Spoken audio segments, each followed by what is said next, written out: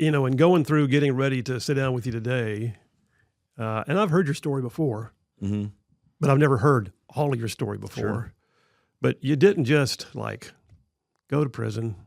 You were on the run for a while, and then they caught you swinging on a rope out the window trying to get away from a drug bust. Yeah. And I am of the understanding that at some point, Dog the Bounty Hunter was offered the opportunity to track you down, and he declined. Yes, and I don't think he declined. I don't think he, based off of, well, so I'll just tell the story. That's You what have we to. do. Now That's that what we I've do. asked We have to about tell it. stories. Yeah. So here I am. I've now racked up 6 felonies. That 6th felony was the doozy. Okay. And the 6th felony was, I was already out on bond. I was already on probation, and I'd been up for 3 or 4 days. Found out one of these guys who had informed the cops about some legal activity that I was involved with. Found out that he had just come into some money, and he owed me money, and he also narked on me, right? And so in that world, you don't do that. Those are the rules, okay? You don't do that. If you want to play in this society, you don't do that. Now, a lot of people did, but there was an enforcement mechanism called me, okay? And if you're going to do that to me, I'm going to find you, and I'm going to hurt you. That was the way it worked. And he wasn't the only one that I did that to, but he was the one that ended up telling the cops again. So I went to his house. I'd been up for 3 days, strung out on meth, pound on his door. He answers the door. I said, he's like, "Hey, man, what's going on?" I just immediately said, "Why'd you tell on me?" "And I didn't tell on you. I didn't tell on you." I walked into his house, pushed him. "Why'd you tell on me?" "I didn't tell on you." And I just started to beat him relentlessly. And the guy that I was with, so the way that it reads in the charges, and it's because they only wanted me to go down. They didn't care about the other guy that was with me. I was their target, okay, for the cops, law enforcement. I was the one running all these drug rings and theft rings and motorcycle theft rings and all this stuff. So they were after me, and I wasn't going to tell on the guy that was with me. But this is what actually happened versus what if you read the articles online and the charges and stuff. I was tasing him and beating him and tasing him with a taser and beating him, trying to get him to admit that he told on me. Well, the guy that was with me had a blackjack, which is it's not makeshift, like you can buy them. Yeah. It's got like a mechanical spring inside of it with a heavy piece of lead with leather wrapped around it. Yeah. And he hit him square in the forehead with it. Boom, his head explodes. Blood goes everywhere. Was not the intention of that visit, okay? My intention, I actually was friends with the guy and liked the guy, but he had broken the rules. And so I was in there to make sure that he understood that you don't do this. The guy I was with cracked his head open, blood went everywhere, and I'm like, well, at this point we're done, okay, this is over. And after he got hit in the head with that, he admitted that he told on me. That happened, but that was not the intention of this meeting, was to go that serious and that far, but it did. And once it did, I just started grabbing computers and anything that was of value. I told his brother, I said, "Look, if you guys don't pay us, pay me the money that you owe me, I'm going to be back, and that's going to be you." And I walked out. And so they hit me with attempted murder, aggravated robbery, and extortion. That night, I got arrested again. That's go-away charges right there. Those are go-away charges, yeah, for a long time. And it was my 6th felony, right? So my 6th time I've been arrested and charged in separate cases. And so I got arrested that night. I went to court, basically, and they dropped the attempted murder down to 1st degree because it didn't fit. And so my arraignment, I don't know what they call it. You're a lawyer. I'm not. Although after being in prison for a little while, you actually kind of turn into one. But they dropped it to 1st degree assault. And so I was charged with 1st degree assault, aggravated robbery, and extortion, and a slew of other things. But those were the heaters. And so I'm in there for 2 weeks, and I get bonded out again. And so now I'm out on several $100,000. No, I think it was like $135,000 worth of bonds, if I remember correctly. Who posted bond? There's so many rabbit trails I could go all the way down. I just don't know how interesting they are.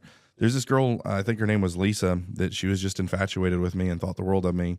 And she went and used a credit card to buy a bunch of Xbox 360s that were out at the time, and then sold them and got the money to bond me out. No kidding. No one's ever got that story, Phil. You're the first that got that story. Scoop. That's that question. There you go. But yeah, I ended up bonding out, and knew immediately that if I go to court, I'm going to prison for the rest of my life. So I'm not going to court, which now makes me a fugitive because I missed my court date. Right? I'm on the run. And the plan was, I had a friend, Spider. He and I were supposed to, and Spider's a very bad dude, like very, very bad, Hispanic guy who's part of the Sereno gang. And we were supposed to go down to California with his people and then go into Mexico. That's what they do on the movies. We felt like it was a good idea. Only problem is we never got around to doing it. And so I ended up on a number of occasions, the cops ended up finding where I was, but they didn't have a warrant and they weren't sure. And so there's a couple different ways that I was able to get away when I was on the run. Yeah. And that infuriated them. Okay. This is how long? Like several weeks? Yeah, it was about 2 or 3 weeks. Yep. And so you had, at the time, there was Officer Mork and Officer Gold Branson, which were with Colorado Springs Police Department. But then you had Sergeant O'Driscoll, who was the head of the Fugitive Task Force and Crime Prevention Unit. You still remember their names? Yes, I do. And there's a What story year in is that this? too. This would have been 2007. Oh. Yeah, and so Sergeant O'Driscoll and his team, not only was he on the Fugitive Task Force, he was part of the Crime Prevention Unit. So even before I was a fugitive, both Mork and Gold Branson and Sergeant O'Driscoll and his team, they were dedicated to bringing me in and taking me down.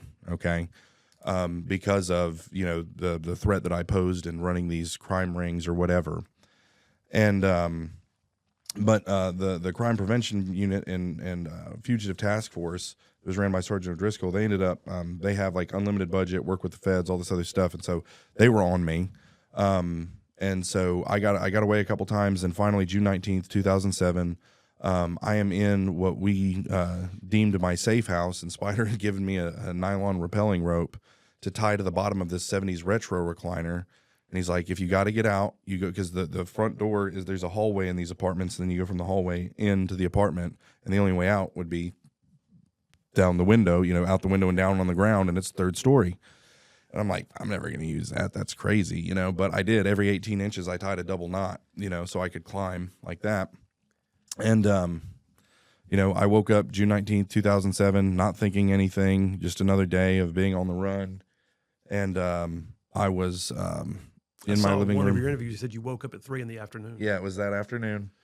And it was that afternoon. I was, again, smoking weed, doing drugs, and, your circadian rhythm gets a little off in that situation. And so woke up that afternoon. It's the weird thing that you remember. I was cooking bratwurst and watching the Chappelle Show. And I looked out the window, and the way that it's set up, there's an apartment building here. And every year I go to Colorado Springs and I take my family. And this year I took my 15-year-old son, and he's heard me tell this story a million times. And I'm like, here's the bill. He's like, this is just like the building you said. I said, yeah, no, it's because it's where it happened. Okay, like I'm telling you. And we go and we look, and there's an apartment building right here. This is the apartment building I'm in. And I saw the front end of a cop car sticking out. And I knew, okay, they're here. They're here. And so I kind of frantically, I'm like, okay, what am I going to do? Well, then all of a sudden I hear, boom, boom, boom, Colorado Springs police, open up. They kick in the door. And I look, it wasn't my door. So I said, they don't know which apartment I'm in. They're kicking in every single door in the apartment on the third floor. All they knew is I was on the third floor. And so you've been in Afghanistan and Iraq. They're clearing rooms as though this was Afghanistan trying to find me, okay, in an apartment complex. Yeah. Boom, okay. I'm like, okay, well, I look at the rope, and this is my only option. And so I kick the screen out, throw my backpack out with all my stuff, and the only piece of furniture in the whole place was the TV and the retro recliner. Okay, that was it. And so I wrap the rope around my hand, and I jump. Boom, and it sticks exactly how it's supposed to. It's wedged in the window, and I'm hanging there. Well, what I didn't know, in that back parking lot, there was a surveillance van. Oh, yeah. That blends in with the rest of you wouldn't have known it was a cop car or whatever. It was a surveillance van. And they called it in. Someone's trying to jump out the window. I think we got our guy. And then 50 or 60 cops, they weren't going to miss me again, come swarming from the outside. Like you couldn't see them because they were right here. So the jig was up at that point. The jig was up. Yeah, the gun's drawn, get on the ground, as though I had another option. Gravity necessitated that down was the direction I was going to go. And so I unwrapped my hand, fell, and hit the ground. Thankfully, didn't break anything. They put their knee in my back, cuffed me, put me in the back of the cop car, and that was it. June 19th, 2007. So I'm fascinated by two things in the story. Sure. One is you still remember the cops' names. There's a story for why, but go ahead. And then I may get back to that story. Yeah. But the other is you take your kids and you show them exactly where this happened. Yeah. So we're going to get a lot into, you're obviously a different person today. Sure. I know the guy who did those things, but I don't know the guy who did those things. Sure. Because you're a different person. But that being said, you're pretty transparent with, and you have 7 kids, by the way. Yeah. you're a prolific breeder, Yes. but nonetheless, you've got a beautiful family, 7 kids, but you're telling them what's happened in your life. Mm-hmm. What's can I ask you real quick? What's their response when they hear about Dad before they knew Dad? This is a great, it's a great platform to share the gospel with your kids, right? But the older ones, it's a warning. Proverbs talks about the fool. Dad was a fool, right? I was the epitome of the fool, and you know, in Proverbs and really throughout the scriptures, it talks about a fool. And I didn't seek wise counsel. I didn't receive instruction. I didn't receive discipline. I didn't any of those things. I rejected all of it, and this is where I ended up. And so I don't think it's set. So I've got a 15-year-old, got a 10-year-old, a 9-year-old, a 7-year-old, a 6-year-old, a 4-year-old, a 2-year-old. Okay. The 15-year-old, the 10-year-old, the 9-year-old are the ones that really wrap their minds around what I'm talking about when I talk about being in prison and, you know, cops chasing me and that kind of stuff. The rest of the ones are younger, and they're just like, wow, Dad, you used to be bad, but now you're good. You know, like they don't have any rebut. It will eventually form like their understanding, and it's something that I want them to always know. And the thing I always point them to is like, 1, don't be the fool, receive instruction, receive wise counsel, obey God and obey your parents. But also, life isn't perfect, and if you stray, you can never stray so far that God can't get you, right? And if God saved me, He can save anybody, and that's not cliche. It's literally, let me tell you about something. But again, specifically my 15-year-old, I drive him all around Colorado Springs. There's not a corner I didn't commit a felony in that city, okay? And I drive him, and I'm like, I did this here, I did this here, I did this here, I did this here. Like, this is who I was. You need to know and understand that, right? And so, Proverbs 19, raise up a child the way they should go. Yep. When they get old, they won't depart from it. Yep. All right, brother. So you, the jig was up. They got you. The officers whose names you still recall were a part of the task force that brought you in, and you're staring at 6 felonies prior before you even got to this point, and now you've got this stack of felonies, and you're looking at 384 years potentially. Sure. So you're looking at life in prison at that point. Correct. Yeah. But you negotiated. Yeah. Did you negotiate for yourself, or did your lawyer do a good job? It's a mix, but there's a bunch between that. But yeah, it gets into mediation. But there was 9 months between then, and in those 9 months, they take me to county jail. I'm facing 384 years in prison. At least that's how my public defender described it, because how it works, and the numbers are shaky in my head, but I have to do the math. But either way, each charge that I was charged with gets doubled because I was on probation and on bond, so they can double it, so they enhance it. Yeah. And then they times it. They can times it by 4 because it's the habitual criminal. Yeah.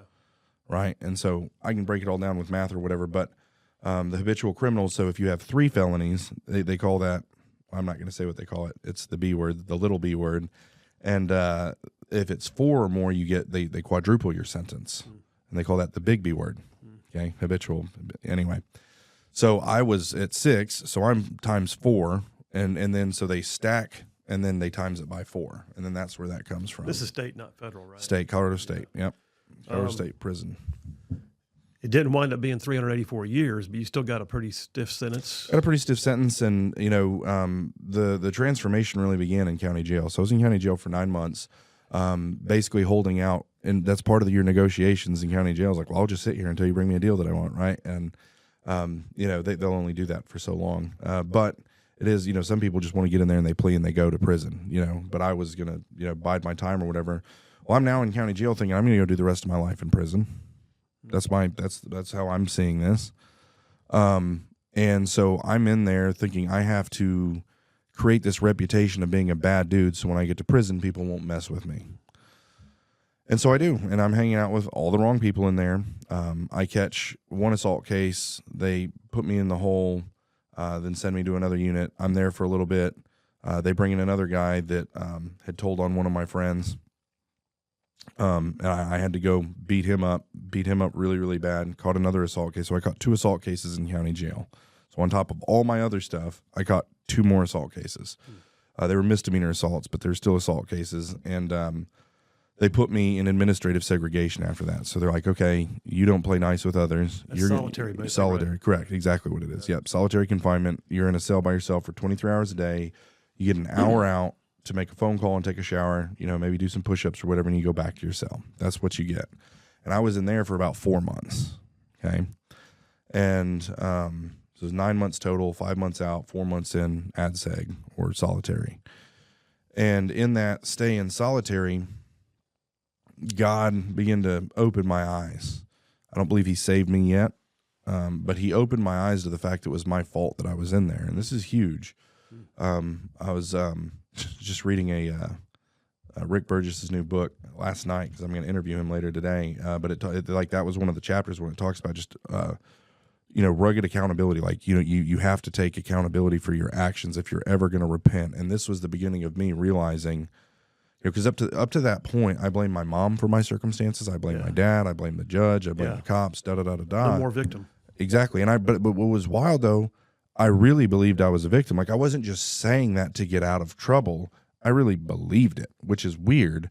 But God, in His mercy, opened my eyes. Like, no, dummy, this is your fault. Sure, does your mom and your dad play a role? And yeah.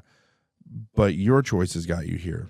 They didn't beat that guy up. They didn't jump out the window. They didn't, sell drugs. They didn't do those things. You did those things. Yeah. And so when I realized that my bad choices created the bad circumstances, that was extremely liberating, because what it meant is that I was free to make good choices that would then create good circumstances. And it was like this epiphany that went off in my brain. And so as much as you can in a cell by yourself, I began to start taking ownership of my thoughts, feelings, behaviors, decisions, all that kind of stuff. So much so that my family really began to because I would have a phone call a week. That's all they would give me. Not that I could call them every day on my hour out if I wanted, but my family would pick up the phone once a week. They'd cut me off. I'd burned every bridge. Wow. And in those weekly phone calls, my family started to notice a huge change in my attitude. Who'd you call? My grandma Barb. Okay. Yep. And I would call my grandma Barb, and usually it would be on Sunday night, and my mom would be over there, and my brother would be over there, and and so they'd pass the phone around or whatever, and I'd talk. But they specifically, my grandma Barb is like, something's changed in him, and everyone, and a lot of people in the family told grandma she was crazy. You just got a soft spot for Brian, whatever. But she's like, no, I feel like something's changed. And is that your dad's mom or your mom's mom? That's my mom's mom. Okay. Yep. Meanwhile, my dad's mom, the one that was teaching Sunday school for Miss K, Scott Beeson, when he interviewed me, said, who was praying for you? It was a good question. I said, well, Betty Dawson was. And lots of credit goes to her for that. But Grandma Barb, she began to really believe in me and believe that there was a change that had happened, so much so that she, so in this time period, that 4 months that I'm in there, I guess about 3 months into my ADSEG stay, my public defender came and said, okay, Brian, the district attorney, she was like really excited to give me this deal like it was a good one. Your attorney was? Yes, public pretender. And she comes and says, Brian, this is great. If you sign this deal, you're only going to get 32 years with a crime of violence. And I'm like, amazing. But when you're 23, 384 and 32, there's not a lot of difference, right? And so I was not real excited about that. So I called my grandma and I said, I'm going to prison for the rest of my life. Because the way it works in Colorado, it's way different than it is in Alabama. On a 32-year sentence with a crime and violence sentence enhancer, which is another way that you have a crime of violence, so they stack your sentences, then they aggravate it, and then they multiply it. So it's basically they're just going to throw everything they can at you if you go to trial. And she explains this to me. If you go to trial, this is what they can do to you. But I tell my grandma I'm going to prison for the rest of my life, and she reaches out to these attorneys. She's got a little bit of money. She doesn't got a lot of money. She just reached out to these attorneys. They're like 60 grand, 120 grand, 150 grand to represent. He's got 6 felonies. I'm underbilling myself apparently as an attorney. Yes. Well, if you get into criminal law and you got a guy with 6 felonies, you should probably charge him. But they're like, and she's like, well, I can't afford any of that. And I said, go talk to Jeff Barker. Jeff Barker's got a great reputation for being kind of an up and coming new lawyer who's just really, really good. And she goes and sits down with him, and he's like, look, best I can do is $10,000, and if he goes to trial, I need another 10. My grandma says, I don't have another 10. He's like, well, he ain't going to trial, so I'm not that worried about it, right? So He's like, okay, $10,000. And so he ends up becoming my attorney. And this is, we're a little bit long for him. So I'm going to go into some of this because this is really cool. I've never told this part of the story in any media hits. And so now I'm up against the wall when I try to retain this attorney. The next day, I've got to take my plea or I've got to go to trial. So they've got witnesses showing up for my trial that day.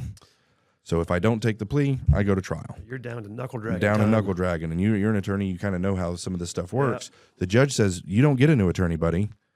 No, he's not your attorney. Your attorney is this lady, and you either sign the plea or you go to trial. So I'm like, my grandma's like, my new supposed to be attorney's like, and the public defender comes over and she's like, hey, I don't know how this happened, but one of the witnesses in the case got stuck in traffic or whatever, and she's not going to be able to be here. She has to get back to work. And so they had to delay it, and they punted for 2 weeks. And in that 2 weeks, I'm able to have him retain, and he gets me into a mediation hearing. And in the mediation hearing, this is really cool too, negotiation tactics. They were never able to, so what a mediation is, they have a retired judge. His name was Judge Toth. I'd be in one room with my attorney is how it's supposed to work. And it's supposed to be at the courthouse, and I'm in one room, the district attorney's in another room, I'm with my attorney, and Judge Toth goes back and forth. Okay? I think I should get 8 years. Well, we think you should get 32. Well, I think I should get 10. I think it's basically like horse trading, okay? Well, we couldn't get our calendars to line up to get it done at the courthouse, so she had to come to the county jail on Martin Luther King Day on her day off. Okay, and she's in there in her pajamas, the deputy district attorney. She's in there in her pajamas. She's absolutely pissed that she's there, and I can see this. I'm like, she doesn't want to be here. I've got 384 years. I've got nowhere to go, and she obviously doesn't want to be here, so I just kept dragging and dragging and dragging. We discovered years ago the best time to buy a car is right before the staff leaves for a holiday weekend. Yeah, it's like, go, go, go. So you're in that mode right now. All right, she's in her pajamas. She's in her pajamas. It's snowing outside. And she just doesn't want to be there. And so I keep dragging and keep counteroffering, and she loses. And she says, that's it. 15 years with the crime of violence. That's my final offer. No way with the violence in your crime and the assault cases that you've caught in county jail, these 2 extra assault cases, will I ever drop this crime of violence? And so on a 32-year sentence with a crime of violence, you're going to do 24. Okay, so that matters. It's a huge, you're going to do more of your time. Yeah. And then on a nonviolent, you're going to do maybe a third of your time or less. Okay.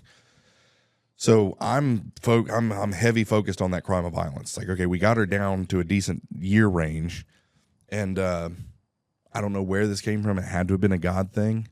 And I looked at my lawyer. I said, you don't tell Judge Toth anything. I said, you walk in there to that district attorney, go tell her that, my client doesn't want to end up in he wants to change his life. He doesn't want to end up in a maximum security prison with swastikas all over his face. He wants to change his life. He's willing to give you a year if you drop the crime of violence. And the way their thing works is like, oh, I get 16 instead of 15, cha-ching. And all of a sudden all that, conviction about crime of violence just went out the window. So she got a trophy, basically. Correct. Yeah. And so I gave her the year, which is that's good for her. So she drops the crime of violence, and I get 16 years with no crime of violence is what I ended up getting sentenced to. Yep. Wow. Yeah. Wow. And that is crazy.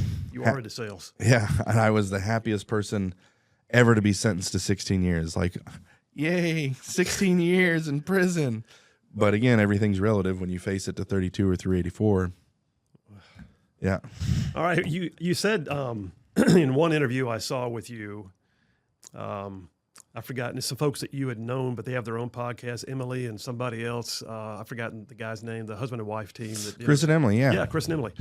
But at one point you said in that solitary confinement where you began having that epiphany about accepting responsibility for your own actions and you're not a victim of that, you felt like God had thumped you. But you still weren't there yet. Yeah. But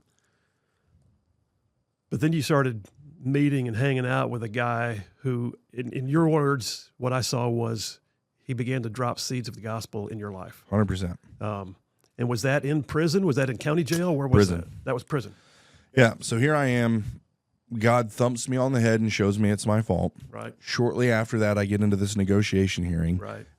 My heart's softened to the idea of God and him working in my life. Because he has been. Because he has been. And then I get 16 instead of 32, so now I'm looking at getting out in 5 years instead of 24 or never. So I knew God had moved. And so I'm like, okay.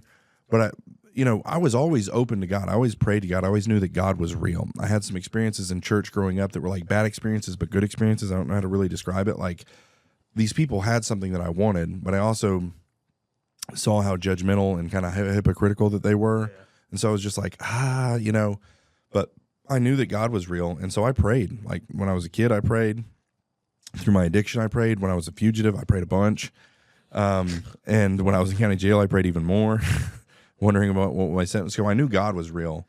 But I didn't understand how Jesus factored into it. And no one ever really taught me about Jesus. So yeah. I was agnostic. I knew that God was there, but I didn't understand how it worked. Right. Yeah. And so I get to the first prison I get to is called Huerfano County Correctional Center, which is in Walsenburg, Colorado. You go in there, you got in Colorado you wear greens, and so you got your greens on, and you've got a couple extra pairs of greens and a couple pairs of state issued underwear, like a cup and a spoon, and you walk into your unit, and the thing slams behind you, and you're now in your unit. It's got 120 guys in there.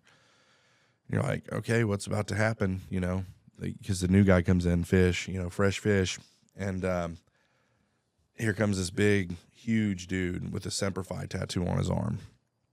Oh, former Marine, huh? Yeah. Yeah. Well, always a Marine, they say. True. I've made the mistake of calling him a former Marine and been corrected 17 times. So, he walks up and reaches out and shakes my hand. He says, "My name's Charles. I'm a Christian, and this is a faith pod." And so all the movies that were going off in my head about the doors slamming and someone coming up to stab me having to fight to see if I was tough, like there's all the things that I thought could have, would have, should have. But this big, burly, huge dude who definitely could have beat me up is like, "My name's Charles. I'm a Christian. This is a faith pod." That wasn't on the, on the bingo card. That's correct. Yeah. Not on the bingo card. Yep. And I'm like, okay, Charles, what is a faith pod? And he goes, "Man, we do discipleship in here, and we do Bible studies, we do discipleship, and I take seminary classes on the weekends, and we do praise and worship every single morning." And they did. And he's saying words you don't even know. Yeah, and I'm like, I have to get out of here immediately. That was my response to that. Put you in the cult ward. Get me out of here. You ever seen Happy Gilmore when? Anyway, there's the scene with the lady in the old folks' home where she falls and "Get me out of here." But that's how I felt. I was like, I got to get out of here. But it's prison, and it turns out you can't get out of there. Who knew?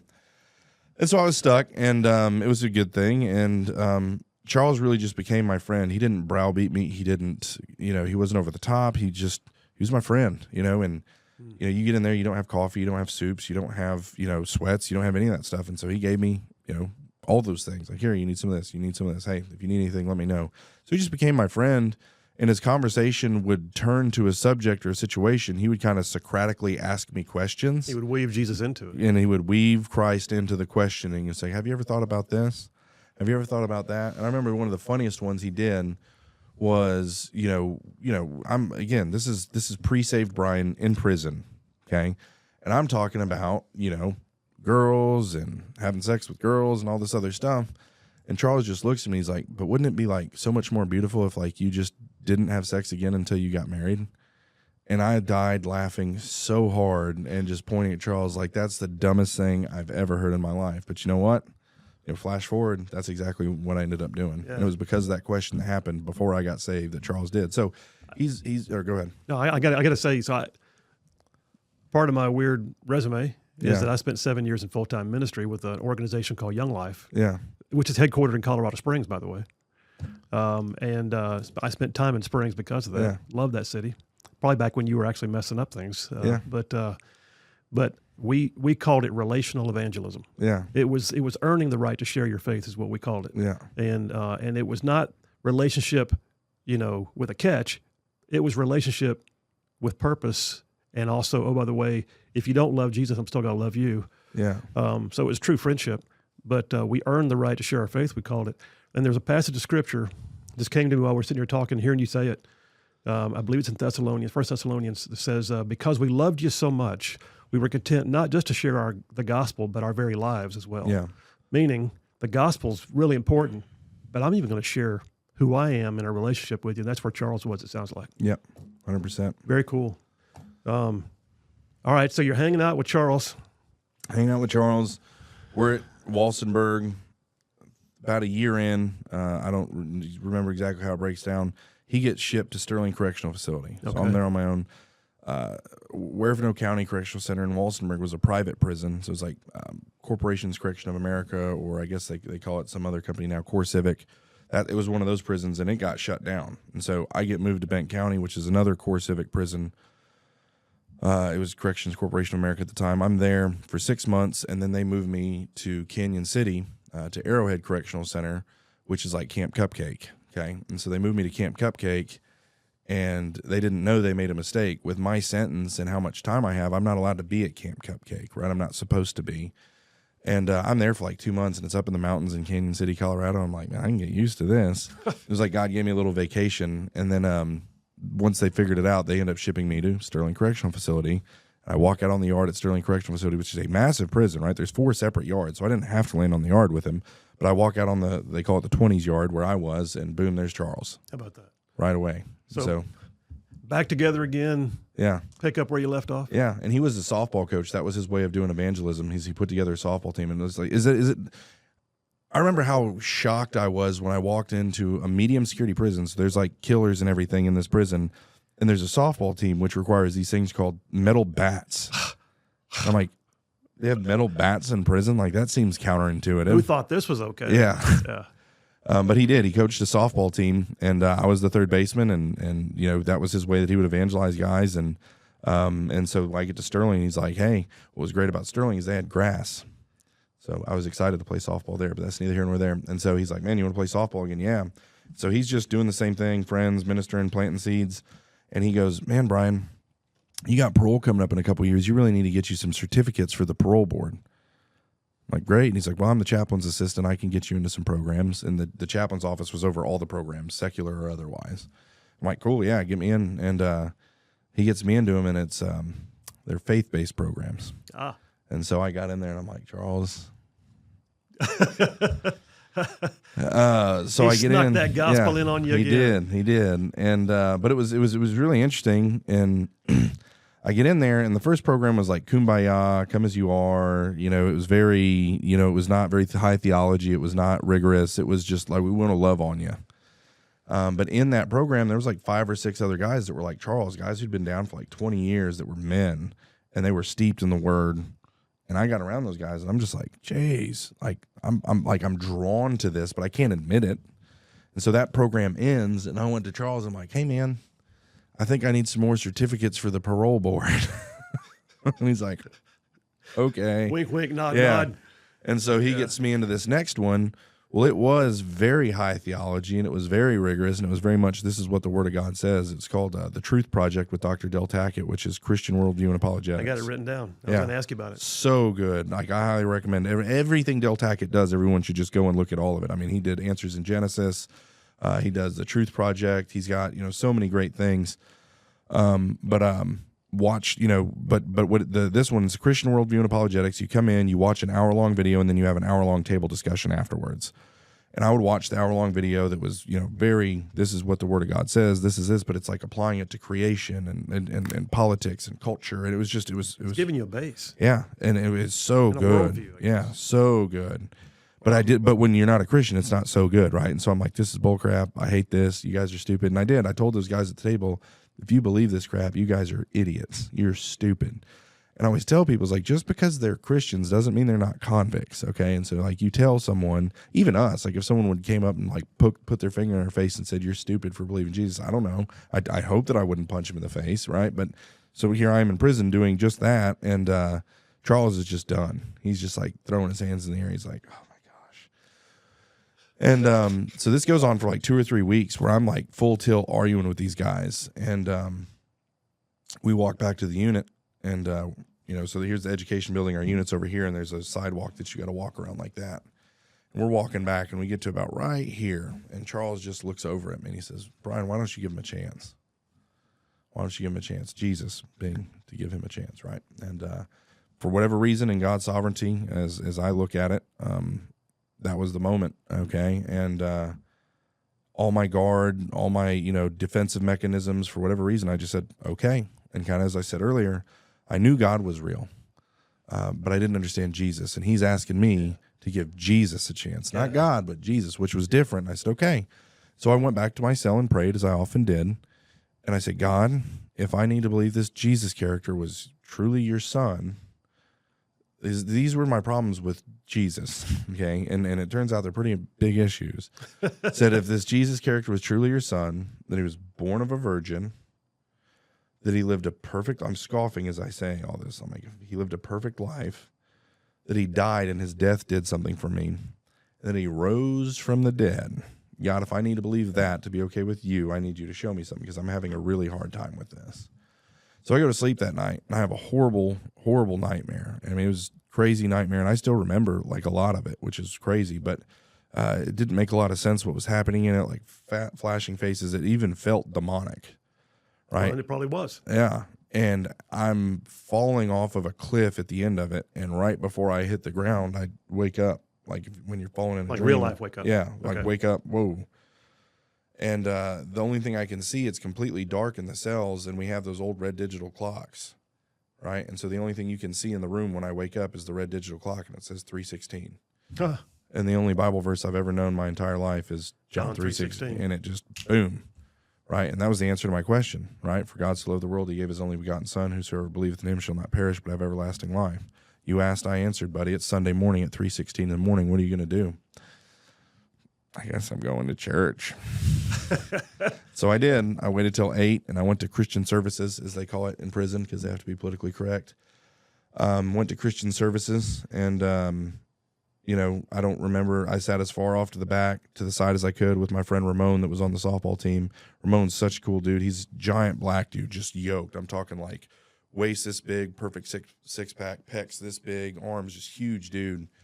And I had this thing where, and it was a problem in prison. It's the Ned Flanders Christianity. I don't know if you know what I mean by that. If you ever watched The Simpsons, Ned Flanders. Oh, yeah. Okay, so like okie diddly okie doke. It's like this soft kind of weak, effeminate, gay thing. Like a lot of Christians, they're like nicer than God and holier than Jesus. You know what I mean? It's just a weird thing, and so.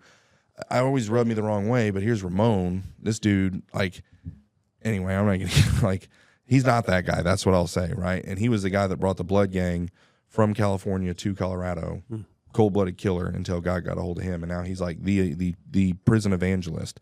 These young guys come in, and he was in Unit 21, which is where you go when you first get to Sterling, and then from Unit 21, you get sent out to all the other buildings. But they kept him in there, and these new guys would come in, specifically young black guys, and he would body him up and be like, this is the gospel. You know what I mean? And it was crazy. It was really interesting. So anyway, this is the guy that I went to go sit in church with because I don't want to be around any of the Ned Flanders guys. You know what I mean? And I wasn't going to let Charles think that he won, And so I sit off to the side in the back. And I don't remember anything Chaplain Davis said. I don't remember what the sermon was on at all. But at the end, he says, all right, guys, we're going to do an invitation. I look over at Ramon. I'm like, brother, what's an invitation? I just knew he was going to be like, brother, that's where you invite Jesus into your heart. But that's not what he said. He said, brother, if you got something hindering your relationship with God, you can go down there and pray with that man about it. And he stepped aside because he already knew that God was on me. As they say in the South, I've learned some Alabama euphemisms. God was on me like a pack of dogs on a 3-legged cat. Anyway, so I walk the aisle, as it were, the proverbial aisle. Get down there. Chaplain Davis grabs my hand, puts his other hand on my shoulder. He says, Mr. Dawson, how can I pray for you? So look, chap, I'm not here to make any decisions. I just want to pray that God would soften my heart so the truth can come in because I feel him working on me, but I'm fighting him with everything I have. And we get done praying, and he's just got tears pouring down his face. And Chaplain Davis is not a tears down the face guy. He's not a hugger. He's not a crier. He's just, he's a man, and again, I'm a man and I hug and I cry, but he's not that kind of man. And to see him weeping in front of 130 inmates, I was like, what just happened? And I count that the moment that God saved me. And so I leave there, and Charles gives me a Bible, Thomas Nelson, New King James Bible. Here you go. And I said, start reading the story of Joseph. And so I get back to my cell, and I start reading the story of Joseph, and I'm hooked. I can't get enough, feasting on God's word. And that goes on for about 9 months. It went on long past that, but about 9 months into me feasting on God's word, really just being shaped and molded by his word, you know, loving it, feasting on it, it changing me. Mm-hmm. About 9 months into that, I look around and all my friends in there have pen pals. They've got some girl they're writing, right? Yeah. And I'm just like, let's see. So I call my mom. My mom was running a Facebook page for me, and so what that looks like is she logs in, but like the account she logs into has my picture on it, where I'm not in prison. You know, that's my bait. Look, I'm not in prison, but I really am. And so she's running this Facebook page. So your mom's catfishing for you. She's catfishing for me, yeah. And we were very unsuccessful at first. And so I say, you know, basically like, look, don't reach out to these girls. They're from my bad past. It's cool that your mom was doing that for you. Yeah, absolutely. And so we reached out to all these girls that were like healthy and went to college and like, you know, weren't drug addicts. Well, I don't know if you know this about healthy girls who aren't drug addicts. They're not real big on writing guys in prison. Like, so those, you know, you have to pick one or the other. You can either have the unhealthy girl that'll write. I've never studied that, but I can imagine it. Yeah, no, okay. it's there. And so I struck out completely, and I said, okay, God, I can't take any more rejection. If you want me to have a pen pal, you're going to have to do it, because I'm done. We're talking old school, write it down on a piece of paper, pen pal. Yeah, no, that's it. Yeah, everybody in there, yeah. Put it in an envelope, snail mail it out. Yep. Correct, yep. And the prison probably has to read your letter to make sure it doesn't say anything, right? I think they read a lot more of the ingoing than they do the outbound, but it depends. Okay. Like if you're writing from prison to prison, they read both. Like they have some system. I don't know how they do it, but you know, there's definitely people who wrote some stuff they shouldn't have that got in trouble, and I can't remember which direction the mail was going. But you don't seal it. Yeah. You put it in there and it's open. I remember that now that you say that, because I always say, oh yeah, I sealed it, but I actually no, you don't. You put your thing in there and you put your stamp on it and you drop it in the mailbox, and then they go through and open it and look at it and then send it out. So forgot about that now that you bring that up. So no one wants to write me. Said, okay, God, you're going to have to do it. Told my mom I'm done. You know, whatever. And so I don't know, 2-3 weeks, maybe it was a month. I don't know. It goes by. I say, call my mom just to check in, see how she's doing. And she goes, hey, Brian, do you know this girl named Christina Ewan? I said, yes, ma'am. You've known her for a long time. A long time. So Christina Ewan, back in Derby, Kansas, where my dad was. Said we grew up together. You know, I was head over heels in love with her. You know, all throughout middle school and high school. We went to 8th grade graduation dance together. After that, that was the first of many times I professed my undying love to her. And I always say that she gave me the Heisman. It was like, I just want to be friends. Just friend zone. Friends. And so I got friend zoned hardcore. And that went on literally from 8th grade to the beginning of 12th grade before I left Derby. And I said, well, yeah, I mean, if you laid out all my yearbooks from kindergarten to 12th grade and said you can pick one girl to marry, it's Christina every single time. She's like, oh, okay, well, so why? And she said, well, she wants to write you. Excuse me? I said, well, yeah, Christina wants to write you. I was like, does she know I'm in prison? Yeah, she knows you're in prison. Okay, well, that's... Despite the picture on the Facebook page, I actually am in prison wearing greens right now. Correct. And so that's it. So my mom's, catching the thing where Christina's thinking she's messaging me. So that's how that happened. So Christina is on Facebook, and Brian Dawson shows up as a suggested friend. And she's like, oh my gosh, I haven't talked to Brian in 10 years. Clicks, sends a message. And then my mom's like, actually, this isn't Brian. This is Brian's mom. He's in prison. To which most women say, oh, dear God, and would run. Yeah, but unfriend. Not Christina. And she said, well, I'd love to write him. And so again, I say, God, you're going to have to do it. And God did it, right? I didn't send her a friend request. We didn't reach out to her. She found me and reached out to me. Yeah. And my mom said, hey, this is what's going on. She said, I want to write him. So God did that. And so I got her address from my mom and wrote her the first letter, though. And said, look, I didn't get drunk and run somebody's dog over. Like, this isn't like some fluke thing. You know, like you hear about this weird guy that got thrown, like never did anything wrong. And really in prison for reasons. Yeah, I belong here. I earned it. Like real prison reasons. Correct. And so I said, but God has saved me and I am changed. And everybody in here says that, by the way, but like I'm an open book and I'm willing to prove it to you. And she writes me back. And again, in my mind, she was, the girl that she was in middle school and high school. I mean, she was just perfect, like in every way. She was going to go on and be married to a doctor, and the 3,500 square foot house, the white picket fence, and 2.5 kids, and the minivan and the dog. Like that's where she was in my mind. And that's not where she was. And she wrote me back and she said, Brian, I'm actually in Alabama. I got married and had a son, and my husband and I got divorced. And so she's living in Alabama with her son as a single mom. That's the letter that I got back. I'm like, holy cow. Well, in that letter, she's like, I just got saved 6 months ago. So I'd been saved for 9. She'd been saved for 6. And so we just started writing back and forth about what God was doing in our lives, what the preacher was preaching on, whatever. And then she would send me Christian books, and we would read the book together, and then we'd write what we were like reading, and then we would send. It was a really interesting way to. How long between letters? It depends. Like you'd send it could be 5 days, it could be 2 weeks. Like the post office is, but it was sometimes like if you sent it Monday, sometimes they got it Friday, but usually it'd be the following week. Yeah, it just depends. Yeah, and but it was interesting, and it's like we were like finishing each other's sentences like through written mail, which was really interesting. I thought that was pretty cool. And there was something else I wanted to say that had to do with the snail mail. Oh, I know what it was.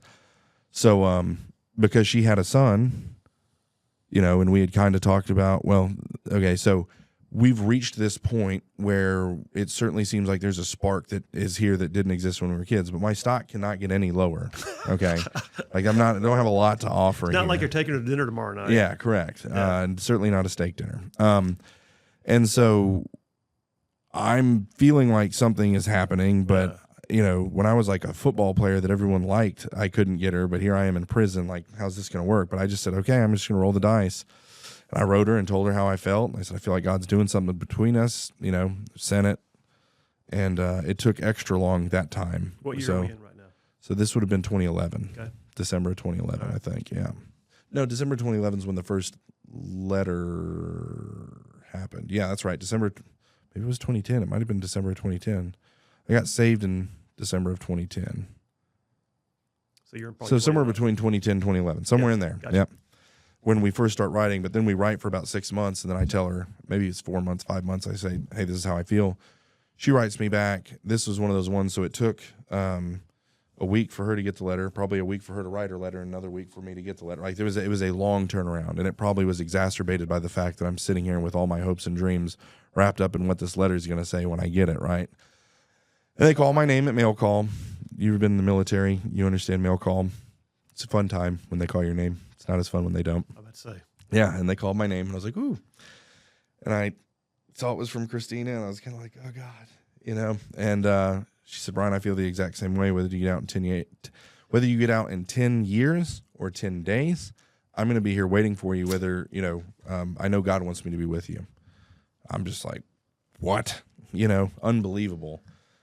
And she is and she was. And the funny story about the book she would send me, so after that letter, I don't know, 2 weeks goes by, and I get a book in the mail, and I open it up, and it's like a book on co-parenting for like how to be a stepdad. And my buddy Rich, holy cow, my buddy Richie looks over and he says, that looks pretty serious, man. He might be in for the long haul. He says, that's commitment there.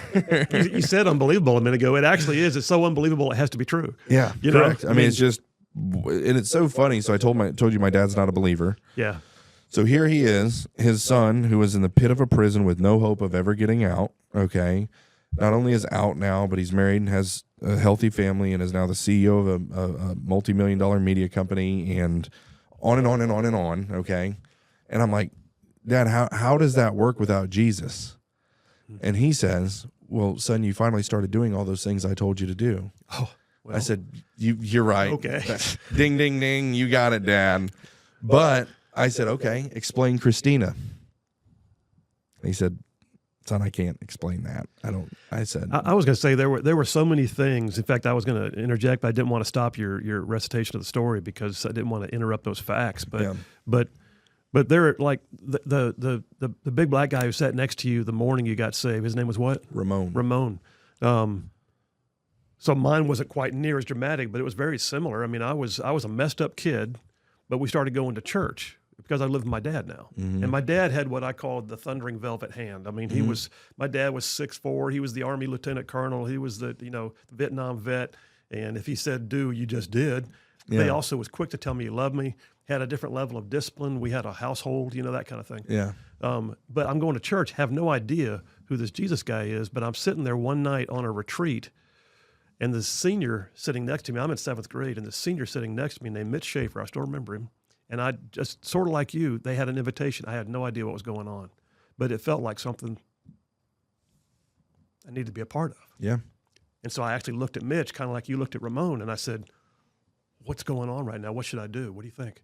And he said, I think if this is something that you're feeling right now, you need to go down there. And I've wondered many times, what would have happened if I hadn't sat by Mitch? Yeah. It's like God knows what he's doing. No way of knowing. Yeah. Because in my book, at that point, as a 7th grader, I'm sitting next to a senior in high school. It's like God, Jesus, Mitch. I mean, that's kind of the order of precedence here. Yeah. And I'm sitting next to number 3 in line. And so I asked him, had I been sitting with one of my 7th grade knucklehead friends, what would have happened? I have no idea. If you hadn't been sitting next to Ramon, would you have asked the question of the next guy? I don't know.